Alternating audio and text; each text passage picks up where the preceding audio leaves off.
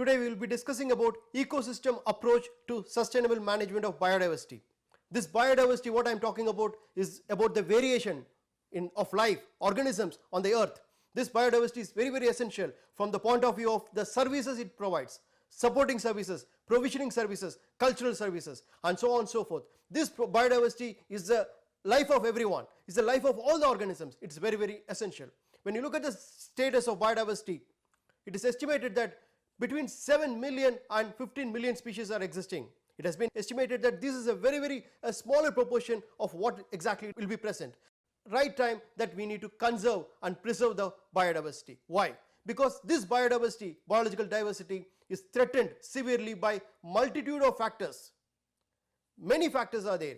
To start with, human population growth, urbanization, intensive agriculture and forestry, habitat fragmentation, overexploitation, pollution, global climate change, and invasive alien species. All have been combinedly and synchronously affecting the biological resources. That leads to a lot of threat, and threat is so much so that many species are thrown to extinction. It is very dangerous. That is the reason why we are in the era of 6th mass extinction. Think about it, 6th mass extinction. Past 5 mass extinction was not so great, but this one is so great because we human beings are responsible for this mass extinction. And look at the statistics, or in other words, the picture, grim picture of threatened species. Among the vascular plants, more than 33,000 species are threatened. Among the mammals, 1,000 species are threatened because of all the threats I just discussed about. Birds, reptiles, amphibians and fishes. Think about it. Think so much species are threatened severely globally. So the point is, there are many causes, and these have been combinedly acting together, and the prime cause is the human beings, because human beings, by causing the pollution problem or creating land use changes or habitat fragmentation, habitat degradation, so on and so forth, it is creating a lot of pressure on this valuable species, biological resources.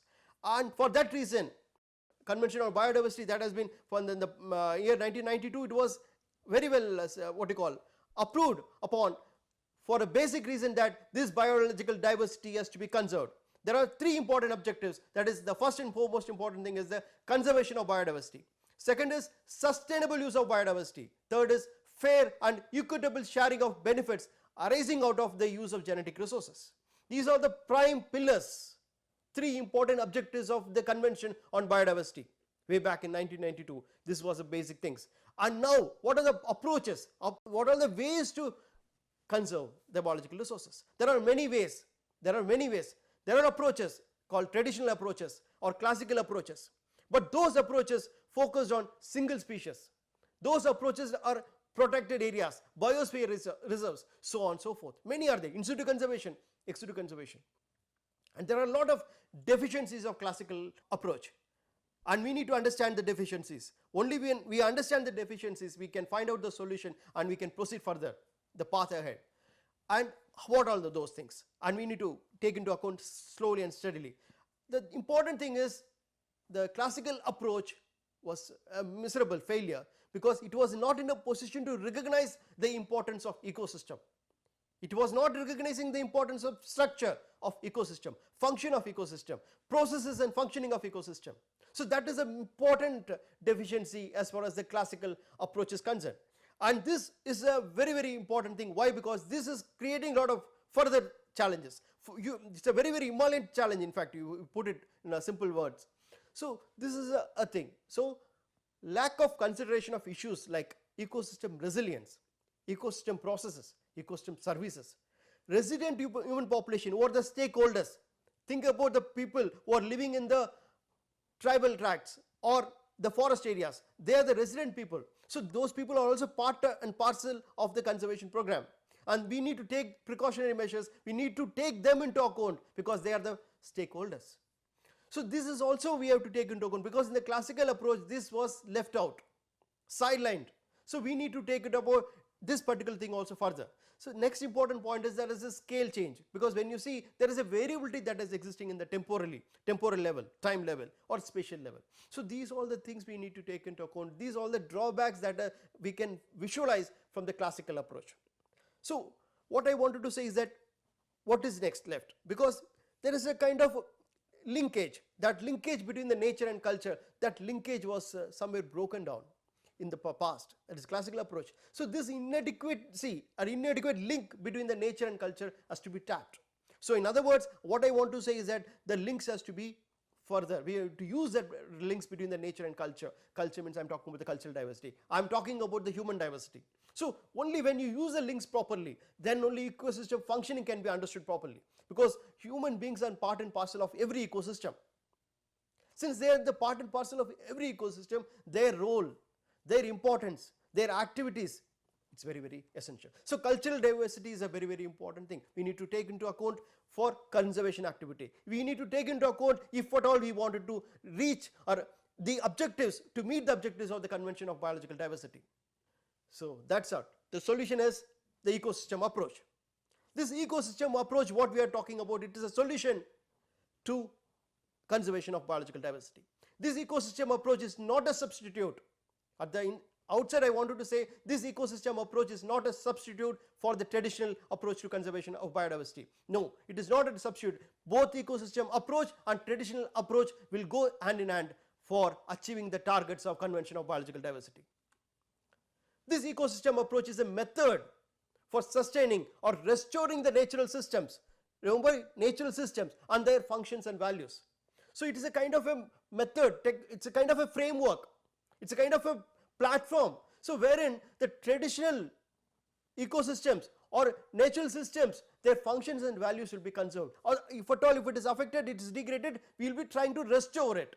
So in a kind of a approach will be ecosystem level approach. So every component of ecosystem will be taken into account for conserving it. Since the land is a part of ecosystem, the soil is a part of ecosystem, the water is a part of ecosystem, the living resources are a part of the ecosystem. So if you concentrate on the ecosystem, see, every component of ecosystem will be conserved. And that is the key thing about ecosystem approach. This ecosystem approach is a goal driven. There is a goal for this thing, and that goal drives our activities. That goal drives our implementation strategies. That goal drives our to understand the successes. We can evaluate our results. So this ecosystem approach is a goal driven approach, and this is based on a collaboratively developed vision of desired future conditions that integrates ecological, economic and social factors. It's a very, very important point, because we have a vision, we have a goal, and that goal talks about the future. Future, I'm talking about the human population, I'm talking about the species, all the species, biological diversity I'm talking about. And for that to happen, for that to conserve, so what we need to do? We need to have an integrated approach, wherein a point of economic point also taken into account, ecological point is also taken into account, social factors also taken into account. So everything combinedly will have what? So since it is integrated properly, our vision will be possible to be achieved. And also the biological resource, even if it is threatened in one ecosystem, so the impacts can be in other ecosystem. So a kind of integrity has to be there. Integrity in our approach, integrity in the ecosystem. The intact ecosystem, if you believe me, intact ecosystem is having an integrity, that is called ecosystem integrity. So integrity of the ecosystem also has to be maintained. So in a way, what I want to say is that all the components of ecosystem has to be integrated for achieving this goal of conservation of biological diversity. This ecosystem approach is applied within a geographic framework, which is defined primarily by ecological boundaries. It's a very, very important thing, because ecological boundaries decide our action. There is a boundary, and that ecological boundary decides this is a particular area, this is a geographical area wherein you have to develop a strategy, because the strategy cannot be applied elsewhere, because the ecological boundaries or ecological factors or the climatic factors or environmental factors will decide what strategies we need to adopt, because it is each and every region, it is different. So it kind of a strategy will not be hold good for every ecosystem, it will not be. So it is each and every specific ecosystem has to be taken concurrently or whatever may be, we have to take it into account, then we need to devise the strategies. That is a very important thing as far as ecosystem approach is concerned. And what is exactly, if you go in deep into that thing, dissect the approach, ecosystem approach, what it means.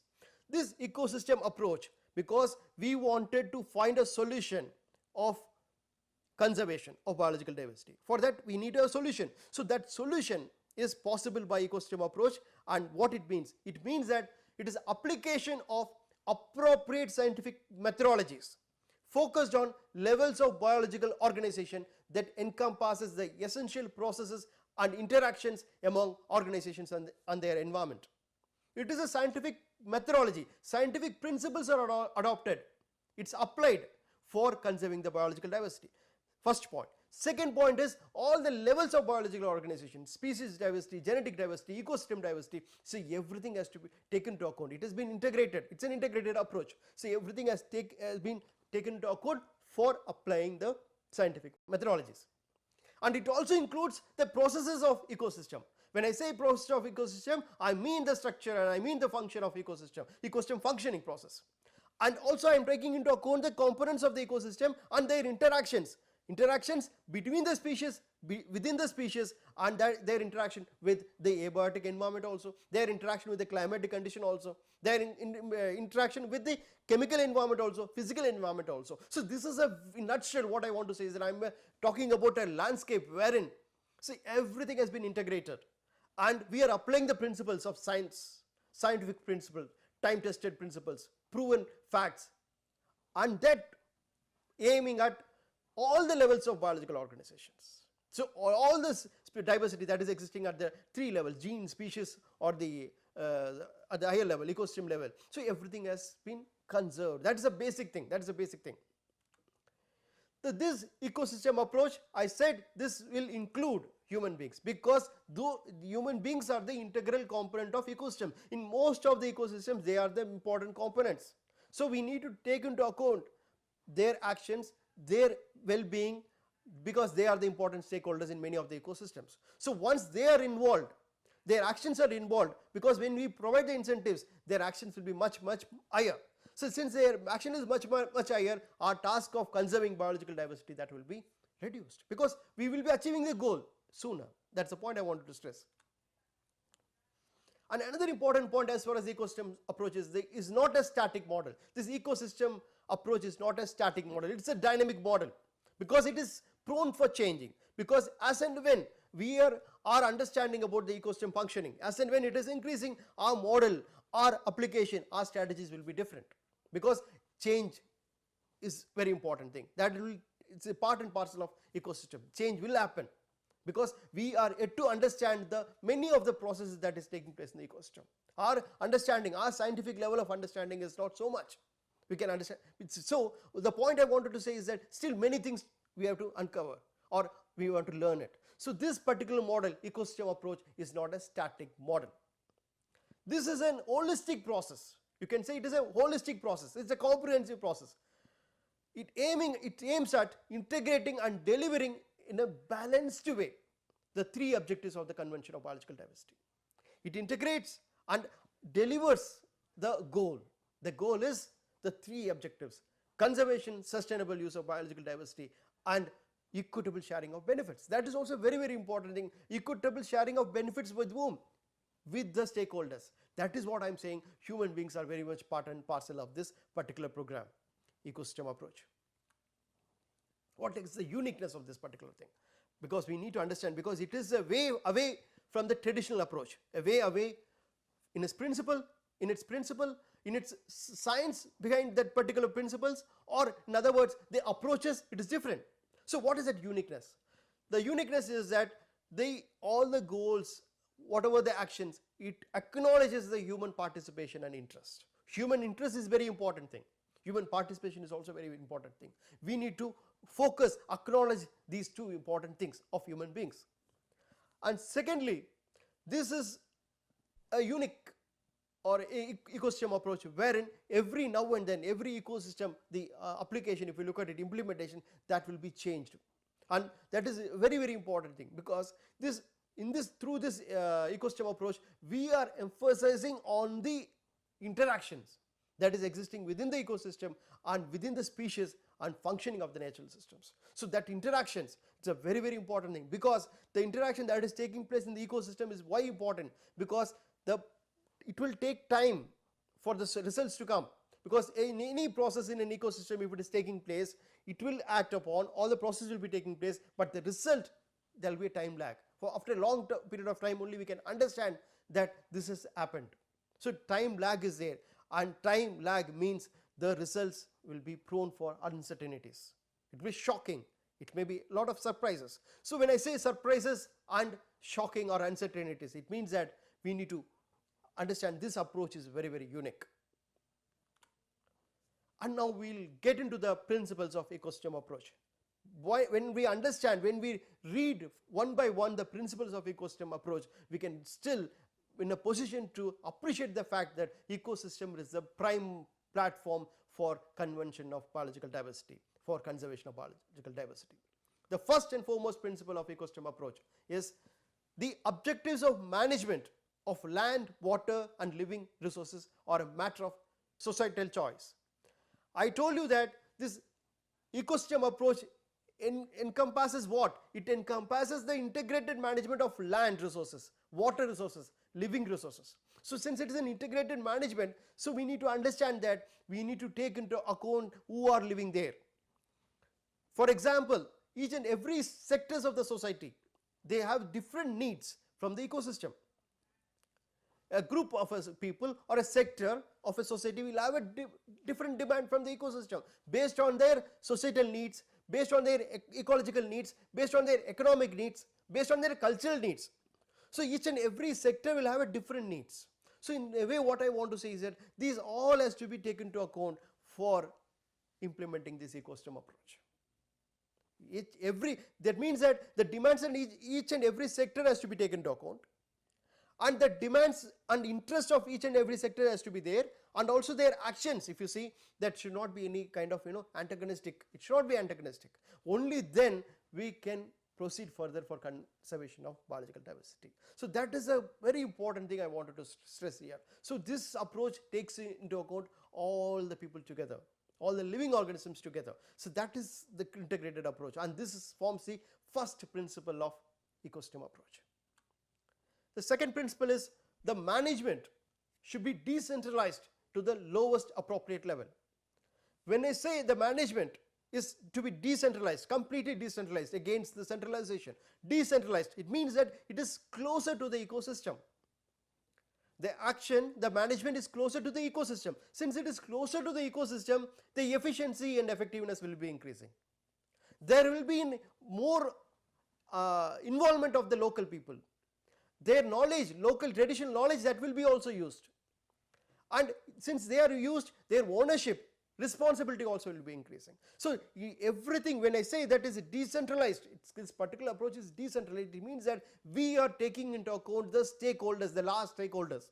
So since we are taking into account the last stakeholders, or for that matter every stakeholder into this into our path, this is a very important approach. So when we take into them, all of them together, so definitely the efficiency and effectiveness of our implementation strategy, that will be improved. This is the second important principle, that is a very important thing, that is decentralization of management. Third important principle is the managers, or in other words ecosystem managers, whoever may be, they should take into account the effects of their activities on adjacent and other ecosystems. See, this ecosystem, what I mean to say is that it is not a closed ecosystem, it is an open ecosystem. Every ecosystem will have its interaction with other ecosystems. An action in one ecosystem may affect the other ecosystems. It's very, very possible. So that is what I want to say is that, so this ecosystem managers should take into account their actions and how that is going to affect the other ecosystem also. So in a nutshell, I wanted to say is that at the diversity at the ecosystem level also should be taken into account. So then only our approach will be successful. Next is the fourth principle. This principle recognizes the potential gains from the management. There is usually a need to understand and manage the ecosystem in economic context. So when I say whatever action we are doing it, economic is a very important thing. Economic context has to be taken into account, because economically it's that our approach, the cost benefit analysis, or for that every action should be economically sustainable. Only when it is economically sustainable, then only we can reach our goals, because we need to understand the cost, how much cost we are incurring and how much benefit you are going to get it back. So in this way, any such ecosystem management program should take into account the market distortions. because these market distortions also can severely affect biological diversity. So I'll give an example. So human beings, because they are known for the land use changes, or in other words, land use changes is an important threat to biodiversity. So because they have their own demands, needs, and for that they are changing their land use. For example, from agricultural activity to an urbanization activity or industrial activity. So in the process, what happened? There is a market distortion, and because of this distortion, that affects ultimately the biological resources that is existing in that system, agro-ecosystem, or for that matter any ecosystem. So we need to understand this thing and reduce the market distortions, and that will help us to achieve the goal of conservation of biological diversity. Second important point is the incentives to promote the biodiversity conservation and sustainable use, that has to be aligned properly. That should be aligned properly. Then again, it's a very, very important thing. Then we'll achieve our goals. Third important thing is the cost factor. I said economically it should be, our action should be efficient. Economically. So we have to understand the cost. The cost, if it is there, we have to internalize the cost. We have to internalize the cost, and benefits definitely will be higher then. So this is a three important thing as far as the principle of the economic management of, or whatever you call the ecosystem approach in terms of economics. That is a very, very important thing. So these three are very, very important thing. Next is the very important principle, because in this principle I am talking about the conservation of ecosystem structure and functioning in order to maintain the ecosystem services, and that should be given the prime target of ecosystem approach. So this particular thing, when I say, time and again I was talking about the structure, function, and the functioning of the ecosystem, that has to be conserved, because these are very, very important thing. Because what I want to say is that not only concentrating on the species that is existing in the ecosystem, we need to understand the interaction between the species, within the species, and within the other abiotic environments also. This interaction, because that interaction is a driving force to have a structure, to have a function, to have a stable ecosystem, to have a resilient ecosystem. So this interaction also has to be conserved, and this interaction has to be conserved, and then that will help us to achieve not only the goal of conservation of biological diversity, we can achieve the conservation of the ecosystem as such, because there are so many functions, so many processes, and so many services that we are yet to see from the ecosystem. So that is a valuable resource, and that valuable resources in form of ecosystem services we have to achieve, we have to get it. Next principle is ecosystem must be managed within the limits of their functioning. This is a very important principle, because ecosystem as such, it is demarcated by certain features. So what are those features? It is demarcated by the environmental condition. The boundaries of the ecosystem is demarcated or driven by environmental conditions, and based on that only our approach also has to be changed. Because when I say this ecosystem is having its own limitations, it's having its own limitations in its functioning, so we need to take into account, then apply the ecosystem approach. If not, without knowing the functioning of the ecosystem, because our understanding, scientific understanding as far as the functioning is concerned, we are very falling short of it. So we are yet to understand many of the functions. So our understanding itself, it's very less. So second important point as far as this principle is concerned, since our understanding about ecosystem function is less, second point is that, see, for example, we need to be very precautionary. That is, the approach should be precautionary approach. So because the ecosystem is dynamic in nature, and second point is that we were not still not knowing all the functions of the ecosystem, so we need to take an important step, that is called adaptiveness. The ecosystem or ecosystem approach should be adaptive in nature, or in other words, adaptive management. So when I am talking about adaptive management, even whatever may be the disturbances, whatever may be the uncertainties, still our actions is not going to affect the ecosystem. So we are taking the precautionary measures. That is a very, very important outcome of this particular principle. Next principle is the ecosystem approach should be undertaken at the appropriate spatial and temporal scales. It's a very, very important thing. I was talking about the space, the spatial dimension, so we need to take into account the temporal dimension also.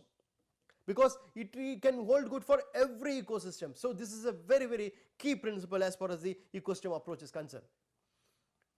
Next important principle, this principle states that recognizing the varying temporal scales and lag effects that characterize ecosystem processes, objectives for ecosystem management should be set for the long term.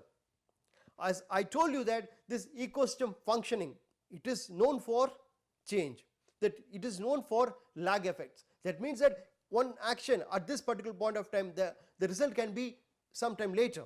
It can take years together. So what I want to say is that this lag effect also has to be taken into account. The temporal dimension also should be taken into account. Then we need to take into account the long-term benefits, not the short-term one. So our objectives should focus on the long-term benefits, not the short-term benefits. The management, next principle is the management must recognize that change is inevitable. So just time and again I was talking about the dynamism of ecosystem, the dynamic nature of the ecosystem. That is a key thing, that is a valuable feature of that ecosystem. So this is a change, is time and again it's taking place, because since there is a change, because why there is a change? Because it is dynamically changing itself to the stresses, to the economic stresses, environmental stresses, social stresses, human pressures. It is trying to change. So in other words, I wanted to bring in a point of ecosystem stability. I wanted to bring in a point of ecosystem resilience. I wanted to bring a point of ecosystem resistance. So these are the key things. Ecosystem resistance or ecosystem resilience are a very important factor we need to take into account when we approach this conservation of biological diversity through ecosystem approach. Next principle is the ecosystem approach should seek the appropriate balance between an integration of conservation and use of biological diversity. It's another key important factor, because our goal, that is the objectives of Convention of Biological Diversity, the first is the conservation of biological diversity, second is the sustainable use of biological diversity. So both has to be taken into account, a balance has to be met between these two objectives, or for that matter all the three basic objectives of Convention of Biological Diversity. That is a very basic necessity for adopting this ecosystem approach, because balance between the conservation and use of biological diversity, and ultimately that will lead to what? Equitable sharing of benefits that we are going to get from the biological diversity. Next principle is the ecosystem approach should consider all forms of relevant information, including the scientific and indigenous and local knowledge, innovations and practices. This is an amalgamation. When I say amalgamation, I am talking about the scientific principles. It is not only one individual principle, or it's not only one individual discipline. It is transdisciplinary, it is interdisciplinary. Everything has to be taken into account. All the disciplines has to come together and achieve the goal of conservation of biological diversity, because each and every discipline is having its own pros and cons, and when we combine together, we can achieve what? Definitely conservation of biological diversity. This is a kind of interdisciplinary thing. And second point, as far as this principle is concerned, I was talking about the human component. I was talking about the cultural diversity. So the indigenous people or the stakeholders, or in the forest area or a tribal population, so those people are the stakeholders. So the indigenous knowledge, local traditional knowledge has to be definitely tapped. Then only we can achieve or successfully implement the ecosystem approaches. So simultaneously the technological developments, scientific and technological developments also should be there, and then we have to conserve the biological resources, because that's why I said this ecosystems approach should be taken simultaneously with other approaches. Sustainable forest management, integrated land management, integrated marine management, fisheries management. So everything has to be combined together. So then only this approach will be successful. The last principle is the ecosystem approach should involve all relevant sectors of the society and scientific discipline. So when I say relevant sectors of the society, because each and every sectors of the society will have their own needs based on their ecological demands or economic demands, based on their societal demands, based on their needs. So it will be different. So we have to take into account all the sectors together, and their present generation needs, the future generation needs also should be taken into account. We need to talk about the parity, not the disparity. We need to talk about the parity. intergenerational and generational parity also. So this is what the key things, all the 12 principles I tried to explain the ecosystem approach. This is an important strategy which focuses on integrated management of land, water and living resources that promotes conservation and sustainable use of biological diversity in an equitable manner. So another to sum it up, humans and cultural diversity are integral element component of most of the ecosystem, so they must be taken into account for our approach on ecosystem management. This ecosystem approach is a framework that can be adapted under various situations. This is an adaptive approach. This is to be taken into account, never to forget this particular point, because ecosystem is a adaptive management strategy. This adaptive management strategy, I was just talked about it, how important the adaptive management strategy is there, because as and when the ecosystem changes, definitely this adaptive management strategy will help us to manage further the ecosystem. And when you see this balanced approach, ecosystem approach enables the positioning of natural resources and society in the center of decision making process, and eventually ensuring a more equitable and long term future. So this decision making, so starting with the approach, thinking, conceptual idea and definitely the implementation. So everything is a kind of an integrated thing. So it's a very, very important approach, and this approach is a platform for convention of biological diversity. Thank you.